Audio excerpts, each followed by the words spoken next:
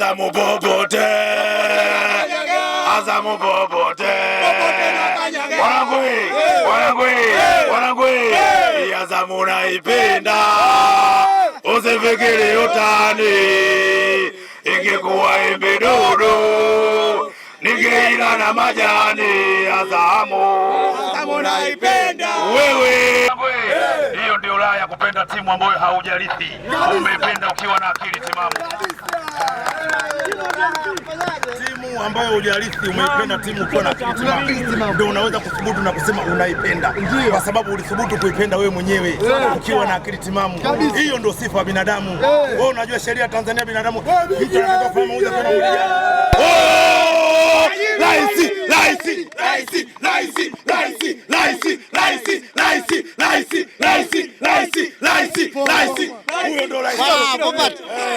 Lolote kwa mashabiki wa Azam. Kwanza nashukuru Mwenyezi Mungu tumeweza kuchukua point 3 na sasa point 9. Hilo ndio kwanza la kushukuru Mungu.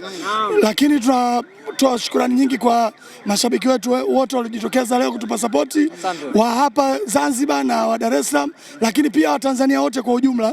Bila sapoti yao isingetufikisha hapa. Lakini pia kwa hawa mnawaona hapa pembeni yangu, wanajitoa kwa nguvu kubwa sana kuhakikisha hichi tunachokipata kinapatikana. Lakini Popat, Azam FC ina siri gani na uwanja wa New Amani Complex? Maana kila akija hapa mtu achomoki.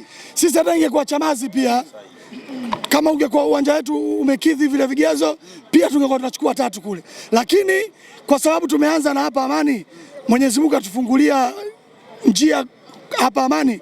Kwa hiyo pia hapa tunawashukuru, lakini hata ingekuwa Chamazi pia, kwa sababu mikakati tulikuwa tunayo, point 3 zilikuwa lazima zibaki. Hata ile ya Wydad tulikosea kidogo tu, kwa sababu pia ilikuwa bado kuna ugeni na nini, lakini pia ile mechi tulikuwa tunachukua 3. Lakini Popat, watu wengi wakati mnaingia katika kombe la shirikisho, watu wengi hawajawapa nafasi hiyo. Lakini kwa hivi sasa, kwa namna ambavyo mnaonyesha nyinyi kama viongozi, mnakuwa mna feel proud kwa namna gani? Yale makosa kibinadamu hapa si unakuwa uyaoni kama kule. Sasa waamuzi hawa wanakuwa yale makosa kibinadamu wanakuwa hayawatokei. Ndio maana. Sawa. Acha niachie mashabiki. Kabla Vice hajaondoka kwa ndugu yangu wewe. Ni Vice wa mpira Azamu tuna bahati. Mwerevu wala hana papara, ni kiongozi madhubuti. Sio kama wale uchwara, huyu mtu wa mikakati.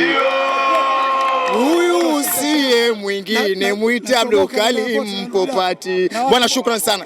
Bwana, mchezo wa leo mimi naambia hivi, ilikuwa mechi muhimu sana, tulihitaji ushindi. Wachezaji wamepambana ili walituahidi. Robo kufuzu inawezekana, kushinda hatuna budi. Mkongo tumempakia pointi 3 tumezichukua. Mkongo tumempakia 3 pointi tumezichukua. Azamu hii inawaambia bala lake mnalijua. Pointi 3 kuzichukua, raha tumejionea. Mkongo tumejipakia pointi 3 tumechukua. Azamu hii inawaambia weka mbali na watoto. Msimu tumedhamilia watakiona cha. Asante sana. Hao ni mashabiki wa Azam ambao wenyewe wana furaha dibwi baada ya kupata ushindi. Kituo kinachofuata ni mchezo wenu wa mwisho ambao mtakwenda kucheza Morocco dhidi ya Wydad. Ni salamu gani ambazo nyinyi mnawatumia? Salamu ambazo tunazitumia kama umeona toka tumekuwa na mkakati wa kuchukua point 3 kila mechi. Hakuna mechi hata moja ambayo tumedondosha point. Umeelewa? Kwa hiyo kwa sababu Morocco na wao wapo kwenye listi na ndio mechi yetu ya finali. Maana Morocco itakuwa mechi ya finali. Sawa? Kwa hiyo lazima, unajua maana ya lazima? Lazima katika vitu ambavyo ni lazima duniani vipo vichache sana. Kimoja wapo kilikuwa ni msiba pamoja na kufa. Sawa? Kufa ni lazima. Hivyo basi kama ambavyo kufa lazima, basi lazima Wydad naye afe vile vile nyumbani kwake. Ndugu yangu, Wydad yaponi. Wydad achomoki. Wydad lazima atupe point 3 ili tujue tunakaa sehemu gani, kwa sababu hapa sasa hivi tayari chakula kinanukia, tushakiona na tushajua uelekeo. Simeelewa? Yaani tushajua kama mapishi hapo pale. Hao unasema tusiende. Kuna watu ambao hawajui uelekeo wao mpaka hivi sasa. Ndugu yangu, wasiojua uelekeo wao ni watu ambao hawana akili timamu. Kama kuna watu unajua hawajui uelekeo wao ni machizi. Na niliwaambia siku zote, nakwambia siku zote, nakwambiaje? Acha kupenda timu za kulisi ndugu yangu. Penda timu wewe mwenyewe ukiwa na maamuzi yako, ukiwa na akili timamu. Hakuna mtu ukikuta washabiki wa timu yote ya Kariakoo wakiwa 90 basi 87 wote wamelisi timu, 3 au 4 tu ndio walipenda wenyewe kusema bana, mimi sasa hivi hata nipende huko kwenye timu ya Kariakoo. Wengine wote wamelisi timu zao. Sijui ila sisi unaotuona hapa tumeamua wenyewe kuipenda Azam FC, na ndio maana leo unatuona hapa tunahangaika na timu yetu. Sijui tumevuka boti. Tumekuja hapa tunashangilia timu yetu. Tunaondoka kwa sababu tunavaa timu yetu. Kwa hiyo manake sisi tumeamua tunachokijua kwamba hiki ndio sahihi, mdogo wangu. Sijui umeelewa ndugu yangu Kishai. Habari ndio iko hivyo. Sasa basi huu ni mwanzo. Hizi raha zinakuja na zitakuwa za mfululizo. Umemwona tajiri leo? Hujamuona bosi leo? Hakuna mechi bosi anakuja uwanjani Azam ikatoka sare. Sijui umeelewa? Haijawahi kutokea mechi hiyo. Bahati mbaya ilitokea moja tu. Ilitokea moja tu, najua umesahau na sikutaji. Lakini ndo nakwambia ilitokea hiyo moja tu. Baada ya hapo hakuna tena ndugu yangu. Wydad wanaunganika matajiri wote. Unajua matajiri wa Azam FC nani? Unajua? Sio matajiri wapo 3 tu, wapo wengi.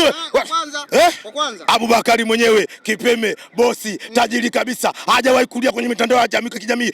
Timu nimeipa shilingi bilioni kadhaa. Timu inauza viberiti na wananitia hasara. Hajawahi kusema maneno kama hayo. Huyo ndio bosi, huyo ndio namba 1. Unamjua namba 2? Yusufu Zaidi Baesa. Chuma iko. Huyo umwambie kitu kuhusu timu yake hii. Popote lipo anatamani kuwepo. Basi akikabanda shughuli ndo anashindwa kuonekana. Hao ndio mabosi. Unamjua mwingine nani? Anaitwa Omari. Ukumuona Azam Complex ulimuona? Ulimuona niambie. Hao ndio mabosi. Umewahi kusikia siku zote wanamuita mwandishi wa habari na kusema kaa hapo niwaambieni Azam imeniulia shingaza? Yaani wale ndio mabosi wa mpira. Bosi anakuwa vile. Lakini nikupe siri nyingine. Bosi wa mpira anakuaga Mwarabu. Hajawahi kutokea Muhindi bosi wa mpira hata siku moja. Umewahi kumuona ndugu yangu? Lakini damu si ndio zile? Damu gani? Muhindi na Mwarabu wapi na wapi? Damu zile. Hakuna cha damu zile. Ndio maana huku usikii kelele. Simeelewa. Kwa mdogo wangu cha kukuambia na ambacho nakuahidi, ambacho nataka ukifahamu. Huu moto hauzimi. Na mpaka sasa hivi nitajie timu yenye pointi nyingi Tanzania. Kama sio Azam FC basi nitakuonesha sufuria ya plastiki. Nitajie timu gani nyingine? Anaonyesha plastiki, sufuria ya plastiki. Kama ipo sufuria ya plastiki na kuonesha. Nitajie timu yenye pointi nyingi kuliko Azam. Timu gani? Nitajie. Kwanza kuna sema hapo umesema kuna mtu ambaye bosi wake anauza viberiti. Kuna bosi ambaye anauza viberiti. Wewe hujui. Kila siku bosi unaita kamera uanze kuhesabu, nimetoa shilingi 20, nimetoa shilingi 30, jamani nimetoa shilingi 40. Mwisho wa siku mpaka wanakuvua nguo watoto wako mwenyewe. Watoto wanakuweka utupu. Hayo mambo gani hayo?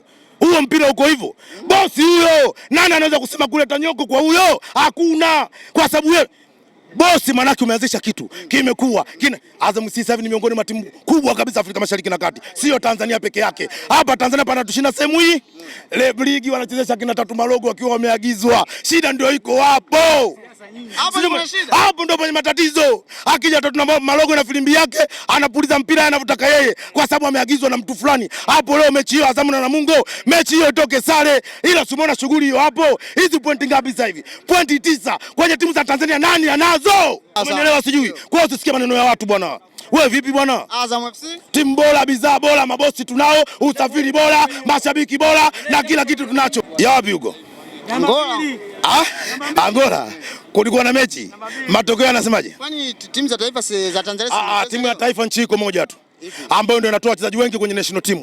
Na ndio ambayo imetoa mchezaji ameweza kuivusha timu ya taifa ya Tanzania kutoka group stage mpaka kwenda hatua 16 bora. Timu gani hiyo? Nitajie sasa. Hiyo ndio timu ya taifa mdogo wangu. Tunatoa wachezaji wengi national team na wachezaji wanaisaidia timu. Hiyo ndio timu ya taifa Tanzania. Ndio maana leo umetoona kuna ushabiki wetu bendera ya Tanzania imepepea pale. Sawa? Umenielewa? Bali ndio hiyo sasa. Naomba nikufundishe kitu. Na kufundisha kitu. Huyu hajaweza kufafanua vizuri baina Mwarabu na Muhindi. Hajajua kufafanua vizuri. Mwarabu yuko juu kushinda Muhindi. Mwarabu uko juu kushinda Muhindi. Kwa nini? Kwa nini? Umesikia? Unapokwenda Arabuni, mayaya wote Wahindi. Asalamu alaykum. Mayaya wote Wahindi.